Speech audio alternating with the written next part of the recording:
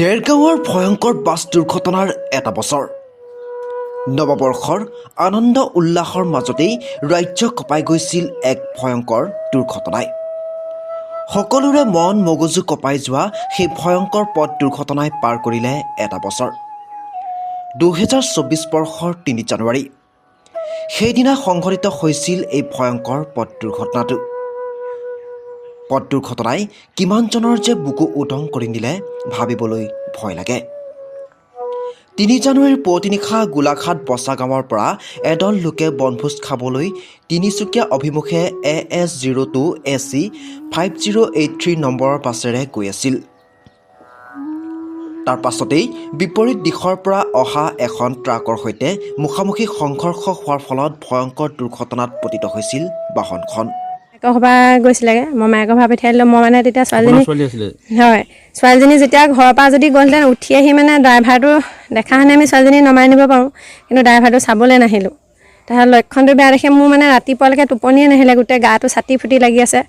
তাৰপিছত মোবাইলটোকে চাই এনেকৈ শুই আছোঁ। বাপেকেও কৈছে মোৰ টোপনি অহা নাই, এনেকৈ কৈছে। তাৰপিছত 5টামান বজাত মোলৈ ফোন আহিছে, মামীয়েকৰ ফোন আহিছে।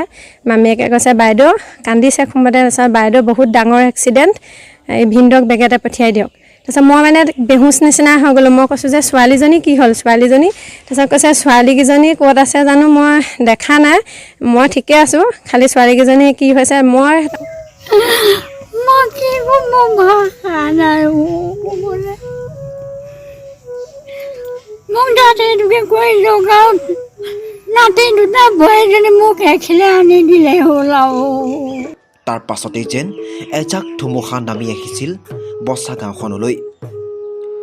ঘটনাস্থলীত নিহত হৈছিল কেইবাগৰাকীও ব্যক্তি।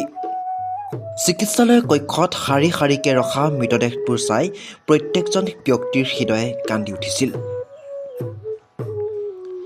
জানুৱাৰীত ভাড়া লৈ যোৱাৰ পূৰ্বে মাত্ৰ এঘণ্টাৰ বাবে শুইছিল চালক মৃদুল বৰাই। 5 বছৰীয়া একমাত্ৰ সন্তান থকা মৃদুল বৰাৰ ঘৰখনতো উঠিছিল কান্দোনৰ ৰোল। বিধ্বস্ত হৈ পৰিছিল বাছখন।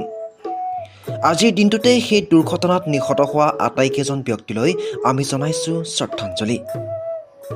এনেদিন নাহক আৰু কাৰো জীৱনলৈ, এনে অনামিকা নানক যেন নৱবৰ্ষই। সকলো ভালে থাকক।